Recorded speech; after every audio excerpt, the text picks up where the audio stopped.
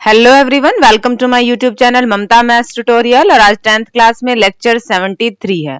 बच्चे आज हम करेंगे एक्सरसाइज 3.4 के रिमेनिंग क्वेश्चंस को। क्वेश्चन नंबर सेकंड देखिए, form the pair of linear equations in the following problems and find their solutions if they exist by elimination method. निम्नलिखित समस्याओं के रैखिक समीकरण युग्म बनाइए और हल यदि उनका अस्तित्व है तो हल ज्ञात करने हैं विलोपन विधि से, एलिमिनेशन मेथड से।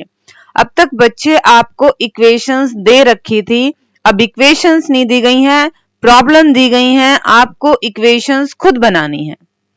First part, if we add 1 to the numerator and subtract 1 from the denominator, a fraction reduces to 1। अगर कोई भिन्न है, भिन्न के अंश में हम 1 जोड़ दें और हर में से 1 घटा दें तो जो फ्रैक्शन है वो 1 बन जाता है, भिन्न 1 बन जाती है। It becomes 1/2 if we only add 1 to the denominator. और फ्रैक्शन जो भिन्न है यह 1/2 बन जाती है अगर हम सिर्फ हर में क्या ऐड कर दें, 1 जोड़ दें। व्हाट इज द फ्रैक्शन, तो भिन्न क्या होगी। तो बच्चे हमें क्या निकालना है, फ्रैक्शन निकालना है। मतलब कुछ न्यूमरेटर होगा और कुछ डिनोमिनेटर होगा, अंश होगा और हर होगा। हम उन्हीं को ही क्या कर लेंगे, एज्यूम कर लेंगे, मान लेंगे और फिर इक्वेशंस बनाएंगे। देखिए कैसे करेंगे क्वेश्चन को। तो हमने क्या किया, सॉल्यूशन में let numerator of the fraction, हमने भिन्न के अंश को मान लिया x और डिनोमिनेटर हर को मान लिया y। तो हमारा फ्रैक्शन क्या बनेगा, x/y। अब फर्स्ट कंडीशन देखते हैं। फर्स्ट कंडीशन में क्या कहा गया है, अगर न्यूमरेटर में 1 जोड़ दें और डिनोमिनेटर में से 1 घटा दें तो फ्रैक्शन 1 बन जाता है। तो हमने न्यूमरेटर अंश में तो 1 जोड़ दिया और हर में 1 घटा दिया। अब जो फ्रैक्शन बनाना वो क्या बना, 1।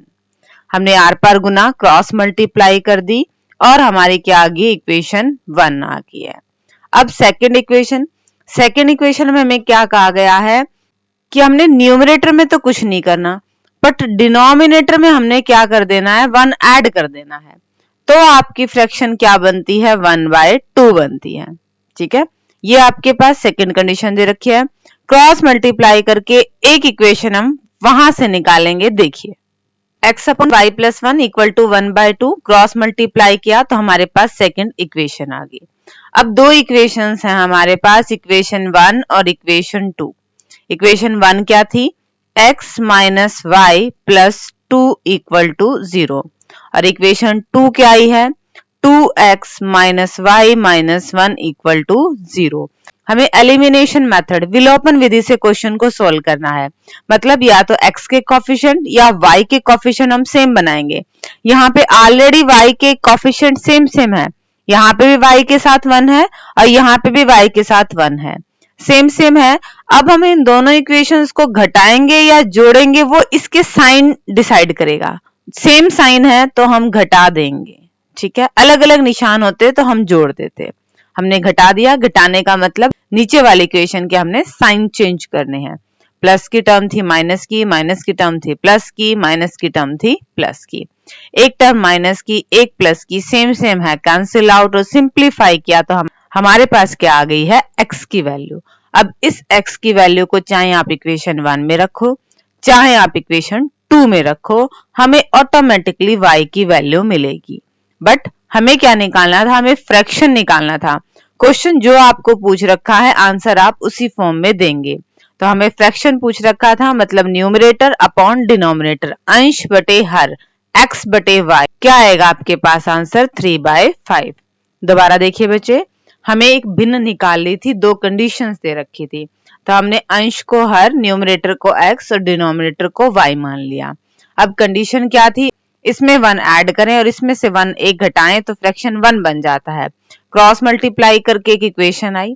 दूसरी बार कहा कि अंश में तो कुछ ना करें, कि केवल हर में 1 जोड़ दें तो फ्रैक्शन आपका 1/2 बन जाता है। क्रॉस मल्टीप्लाई, आर पार गुना से दूसरी इक्वेशन आई। दोनों इक्वेशन को एलिमिनेशन मेथड, विलोपन विधि से हल किया तो हमें क्या मिला, एक x की वैल्यू और एक y की वैल्यू, और इससे हमने हमारा रिक्वायर्ड फ्रैक्शन निकाल लिया। नेक्स्ट क्वेश्चन देखिए कैसे सोल्व होगा। सेकंड पार्ट की स्टेटमेंट देखिए बेटा, 5 years ago, 5 साल पहले, नूरी was thrice as old as Sonu. नूरी की जो आयु थी वो सोनू की आयु की 3 गुना थी। 10 years later, 10 साल बाद, नूरी will be thrice। बच्चे thrice तो नहीं है, यहाँ पे आएगा आपके पास twice। ठीक है, नूरी will be twice as old as Sonu. नूरी की उम्र सोनू की उम्र की 2 गुनी हो जाएगी। How old are Noori and Sonu, दोनों की आयु कितनी है। अब हमें निकालना क्या है, हमें इन दोनों की आयु निकालनी है। तो एक की आयु को एज को हम x मान लेंगे, दूसरे की एज को हम क्या मान लेंगे, y मान लेंगे। देखिए इसका सॉल्यूशन कैसे होगा। अब हमने क्या किया, नूरी की उम्र को तो मान लिया हमने x प्रेजेंट वाले की, और सोनू वाली उम्र को हमने मान लिया y। बात हो रही है 5 साल पहले की, स्टेप बाय स्टेप चलेंगे।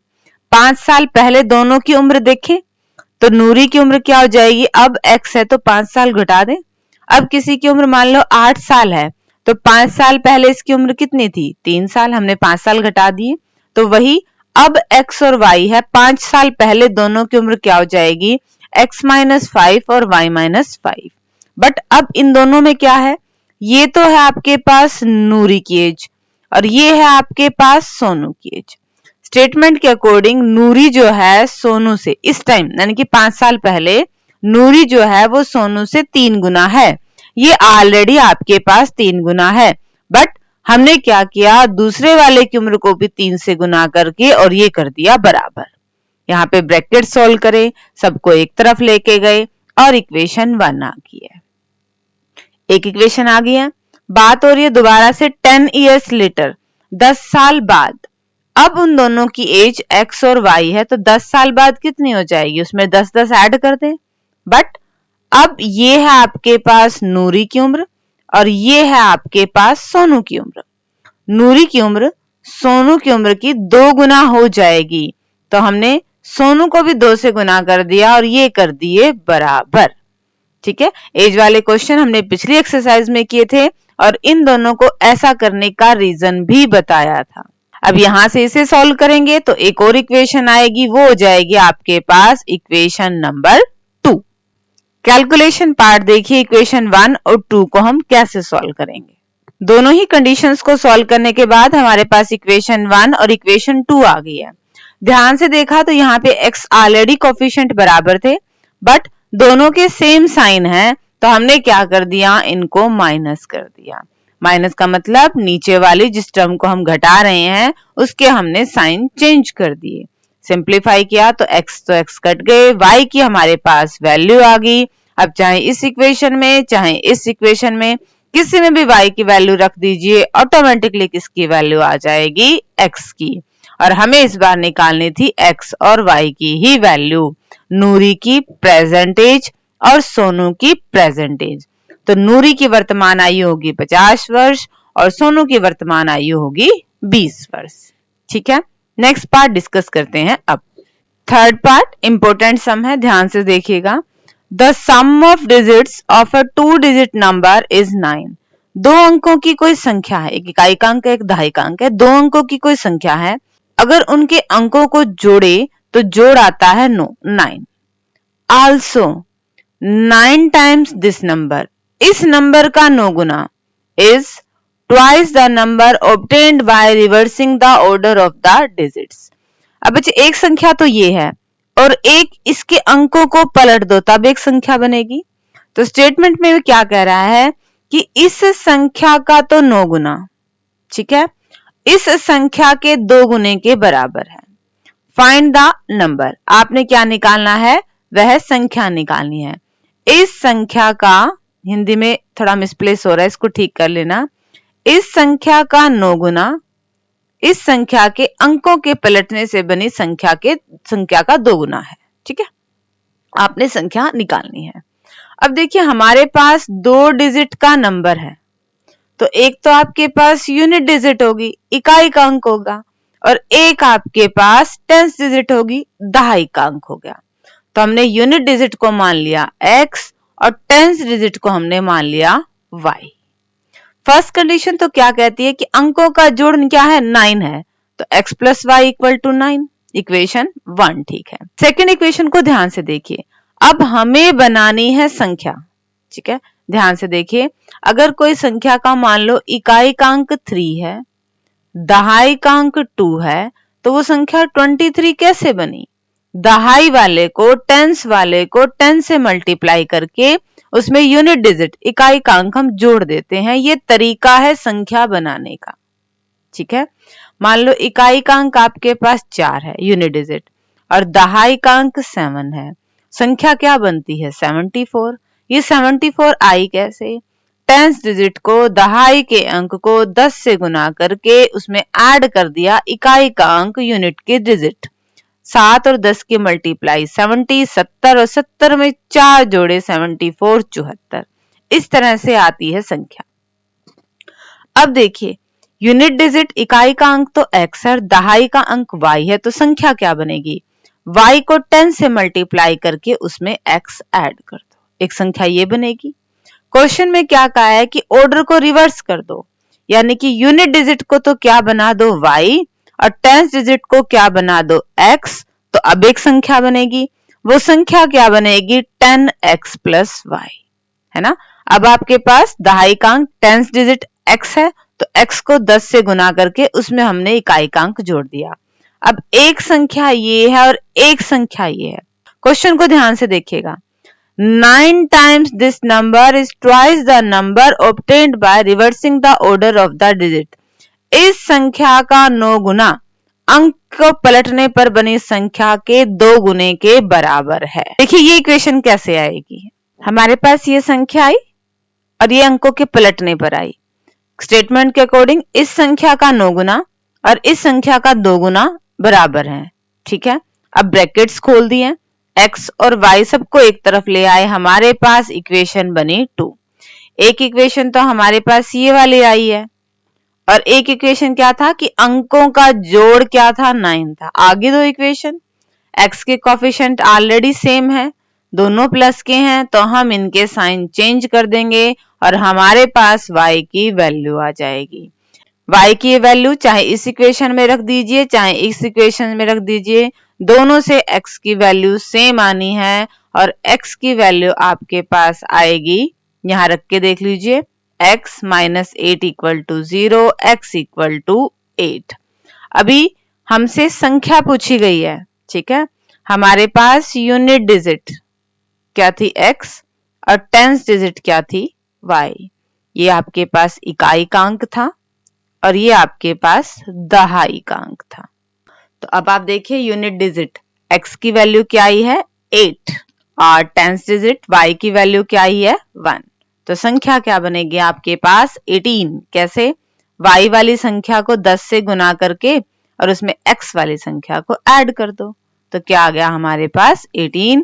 और यही हमारे पास क्या है? संख्या है। आप क्वेश्चन को वेरीफाई भी कर सकते हैं। एक संख्या के अंकों का जोड़ 9 है, 8 और 1 9। इस संख्या का 9 गुना करो, 18 को 9 से गुना करो,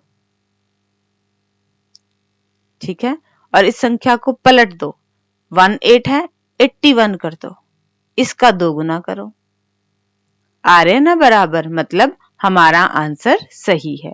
दोबारा देखिए बच्चे क्वेश्चन को, हमें कहा गया था कि 2 अंकों की एक संख्या है। पहले तो हमें यह ध्यान में रखना होता है कि संख्या कैसे बनती है।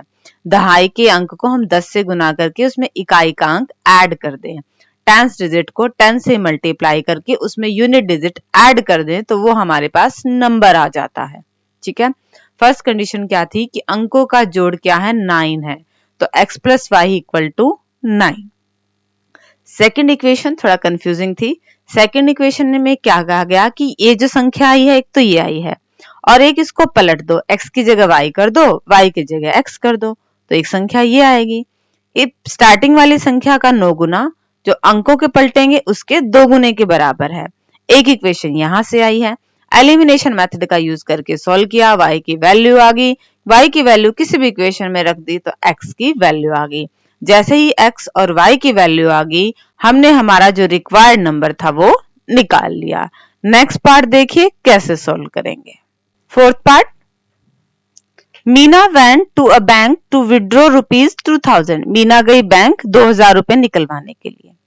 She asked the cashier to give her ₹50 and ₹100 notes only. उसने खजांची से कहा कि वो उसे सिर्फ 50 के और सिर्फ 100 के note they. Meena got 25 notes in all. Meena को टोटल 25 नोट मिले हैं। Find how many notes of ₹50 and ₹100 she received. बताइए कि उसे 50 रुपए के कितने नोट मिले और 100 रुपए के कितने नोट मिले।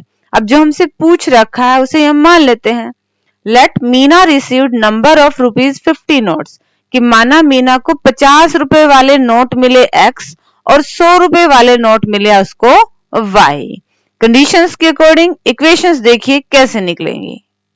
अब हमारे पास क्या थे, 50 रुपए के तो x नोट थे और 100 रुपए के क्या थे, y नोट थे। कंडीशन क्या है कि मीना को टोटल नोट मिले 25, यानी कि x plus y equal to 25 और ये आ गई इक्वेशन 1। सेकंड कंडीशन के अकॉर्डिंग उसे टोटल कितने रुपए मिले, 2000 रुपए मिले। अब ये 2000 कैसे आएंगे, 50 रुपए के x नोट हैं तो टोटल रुपए तो 50x हो गए। जैसे कि मान लो 50 रुपए के 2 नोट हों तो टोटल रुपए तो 100 हो गए ना। 50 रुपए के x नोट हैं तो टोटल रुपीज 50x। 100 रुपए के y नोट है तो टोटल रुपीज 100y। बट उसे तो टोटल रुपए कितने लेने थे, 2000 लेने थे ना। तो यहां से आपकी इक्वेशन क्या आ गई, सेकंड आ गई। कैसे, थ्रू आउट 50 से इसको डिवाइड कर दिया। दो इक्वेशंस आ गई हैं। एलिमिनेशन मेथड का यूज किया, y की वैल्यू और फिर x की वैल्यू निकाल ली। हमें यहाँ पे x और y की वैल्यू ही निकालनी थी कि 50 रुपए के कितने नोट मिले 10 और 100 रुपए के कितने नोट मिले। वेरीफाई कर ले, 50 रुपए के 50 रुपीज के 10 नोट हो गए 500 रुपए, 100 रुपीज के 15 नोट हो गए 1500, तो टोटल कितने हो गए 2000।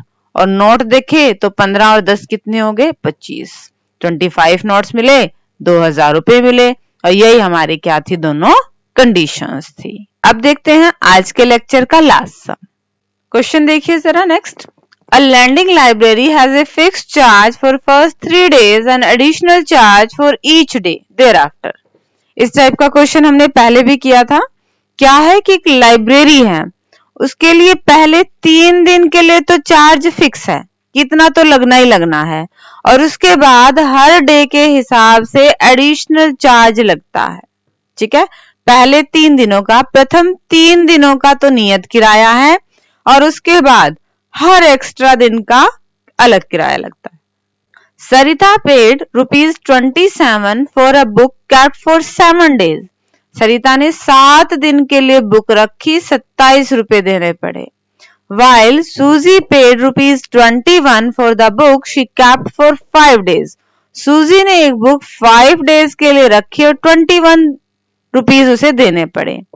फाइंड द फिक्स चार्ज, भी जो फिक्स किराया है 3 दिन का वो बताइए, and the charge for each extra day, और उसके बाद हर डे के हिसाब से चार्ज है वो बताइए। तो हमें 2 चीजें निकालनी है, एक तो फिक्स चार्ज और एक charge for each extra day. तो एक को हमने x मान लिया और एक को हमने क्या मान लिया, y। देखिए कैसे करेंगे सॉल्व इसको। Late fix charges for first 3 days, पहले 3 दिन के लिए निश्चित किराए को क्या मान लिया x, an additional charge for each day thereafter, उसके बाद प्रत्येक दिन के लिए अतिरिक्त किराया y। सरिता ने क्या किया कि 7 दिन रखा बुक को। ठीक है, तो देखो 3 दिन का किराया तो यही लगना है। ठीक है, उसके बाद हर दिन का y, दिन कितने बच गए 4, तो 4 दिन का किराया क्या हो गया 4y, और टोटल किराया उसने कितना दिया 27 रुपए 27 रुपीज। सूजी के केस में देखिए उसने 5 दिन रखा है बुक को। ठीक है, तो 3 दिन का फिक्स तो लग ही गया x रुपीज, और उसके बाद 2 दिन का y रुपीज के हिसाब से किराया कितना हो गया 2y। टोटल उसे कितने पैसे दिए फिर 21 दिए। जैसे ही आपके पास 2 इक्वेशन आ गई, एलिमिनेशन मेथड का यूज करके आप x और y की वैल्यू निकाल लीजिए। देखिए जरा इन दोनों इक्वेशंस में से क्या आंसर आएगा। दोनों इक्वेशन थी। एलिमिनेशन मेथड में पहले y की वैल्यू आई, किसी भी इक्वेशन में रख दिया तो हमारे पास क्या आ गई है, x की वैल्यू है। अब फिक्स चार्जेस, नियत किराया हमने x माना था और x की वैल्यू क्या आ गई है, 15। और एडिशनल चार्जेस, उसके बाद पर डे के हिसाब से किराया क्या लग रहा है, 3 रुपए लग रहा है। जरा वेरीफाई कर ले। अब आपके पास सरिता ने 7 दिन के लिए बुक रखी थी और उसे 27 रुपए देने पड़े थे, क्या ये बात ठीक है? देखिए 15 तो लगेगा ही लगेगा, ठीक है। एक दिन का 3 रुपए, तो ये तो 3 दिन का था ना, बच गए 4 दिन। 4 दिन के कितने लगे, 12। 15 और 12 हो गए भाई 27 रुपए, ठीक है। और सूजी ने क्या रखा, 5 दिन बुक रखी और उसने 21 रुपए दिए। अब 3 दिन का तो यहां लगा 15 रुपए, 2 दिन का 3 के हिसाब से क्या लगा, 6 रुपए, हो गया 21। बिल्कुल हमारा आंसर सही है, हमने ये चीज वेरीफाई भी कर ली है। ठीक है बच्चे, होप कि आपको ये क्वेश्चंस अच्छे से समझ में आ गए होंगे। डिस्क्रिप्शन में ये नोट्स हैं, ये ले लीजिएगा और आगे सिलेबस करने के लिए चैनल से जुड़े रहिए। इसे लाइक कीजिए, शेयर कीजिए, सब्सक्राइब कीजिए। Thank you.